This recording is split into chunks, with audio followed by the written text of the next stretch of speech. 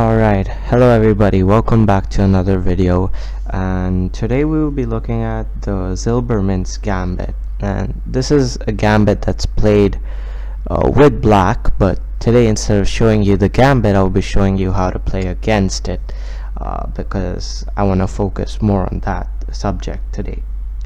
So let's just get straight on with it. So as you guys know, the Queen's Gambit goes with pawn to d4, and the Zilbermints Gambit starts with pawn to e5. Now obviously this can range to a number of gambits. Can also go to the Charles England Gambit. So d takes e5, knight to c6.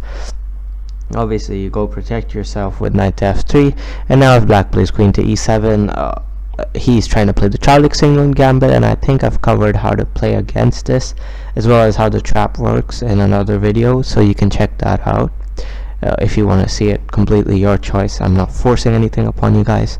So that's the Charles England Gambit, but today we'll be looking at this move, knight to e7, which is the Zilbermints Gambit, and it is named after an American amateur player known as Zilbermints, Lev Zilbermints actually, and he wasn't the first one to actually try this idea out. There are a number of players before him, but he was the only one who actually went deep into the subject and figured out the best moves for black. So here the move that I suggest is knight to c3. Obviously there can be alternatives like b3, and b3 literally is also a good position because it helps you take your bishop out on b2. Just to clarify, black's sole purpose of playing this is to go knight g6, sorry, not knight at 6, knight g6, and attack your e5 pawn, so be careful about that. So you obviously go b3, then you go bishop to b2, but today we'll be focusing on knight to c3, which is the main variation actually. So now black plays the move pawn to h6, and at first glance actually this might look like a complete waste of a move and black's time, but when you look at the position in detail, actually it turns out to be necessary. And why do I say this? Well, I'm glad you didn't ask, but anyways, why did I say this is because let's say black goes knight g3 immediately, right?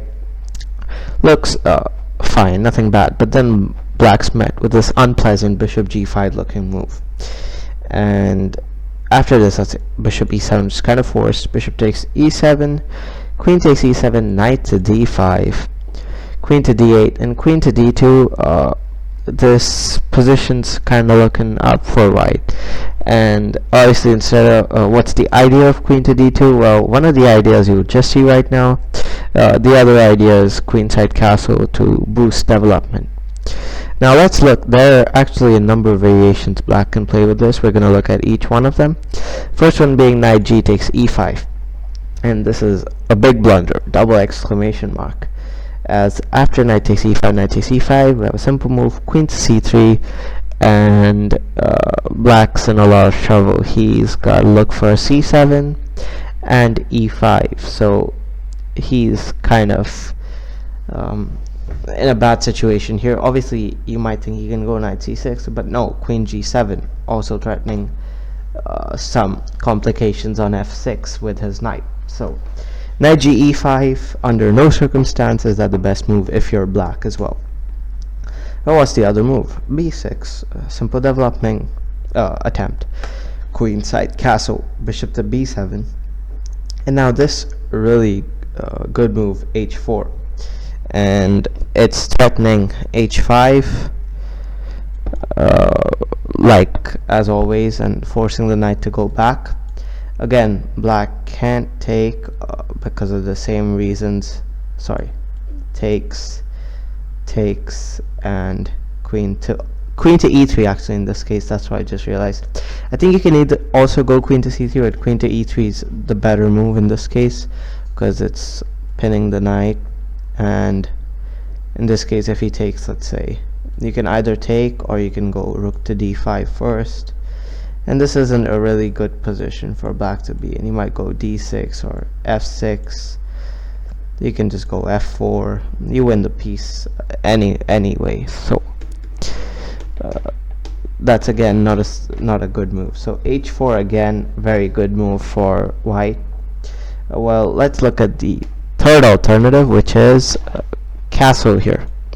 And here comes the reason why queen d2 is such a good move. It's for the basic reason of queen to g5, and queen to g5 does a lot of things. Let's say you take, after takes, let's say knight takes e5. Simple move like knight takes e7. You can't stop white from taking the c7 pawn, so that's where you have another complication in your life. So that's not a good move either. But let's see, what if after castle, queen g5, knight to e7. Well, not knight g to e7, because knight g to e7 actually is a blunder because of knight to f6 check. And if black goes king to h8, we have knight takes h7, king takes f7, queen h5 check, king g8, knight to g5, after rook e8, queen takes f7 check, king h8, and you can either go for a draw here, but I don't recommend that. Like, you keep going here. Again, not recommended. I think the best move here is f4, and f4 is just like I'll give you the exact reason here. It's a whole variation, because obviously he tries to play something like d6, right, or d5, let's say d6 to maybe exchange pawns, and here you can go not e6 immediately, but after something like queenside castle. If he goes something like bishop g4, you can go e6, and according to me this is completely fine. But after f4, actually d6, I think I still feel you can immediately go e6 as well. And if something like b6, then queenside castle would be the move, and then threaten e6 again, basically with the idea of queen h5. Let's say d6, and let's say you play something like bishop b7. Well, check, after knight to f7, something like queen to b8 forced, and now checkmate. So that's the basic idea behind it. Well, let's look at knight c to e7 here, which I think is the best move in this case. Knight c to e7, and this is what Zilbermints actually played after knight takes, queen takes, queen takes, knight takes. You can go either, you can go, I think, knight to d4 immediately,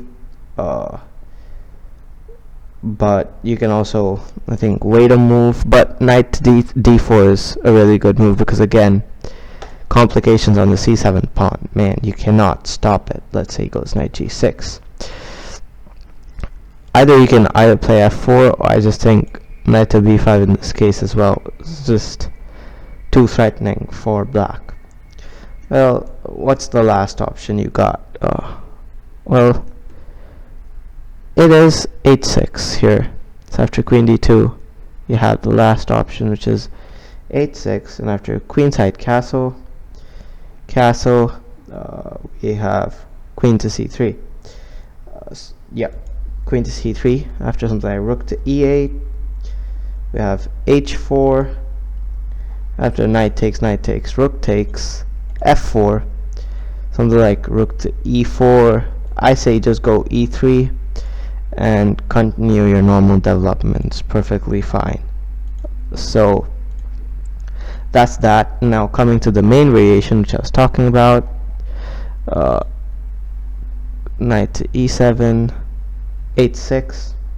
Here I will be doing another video on how I explain the side lines, but bishop to f4 here is the move, and black goes either, you can also go h4. As I said, I will be covering that in another video. So bishop to f4, and here black goes g5. We have knight to e4. We have bishop to g7 after knight f6 takes. Knight to g6, bishop to d2, and white continues with normal development. So as I said, I will be doing another video on the different variations and sidelines, but due to time constrictions, I'll be making that another video, so make sure you check it out. It'll be out in another few days. So anyways, guys, if you did enjoy the video, do hit the like button and subscribe, and I'll see you all in the next one. Bye.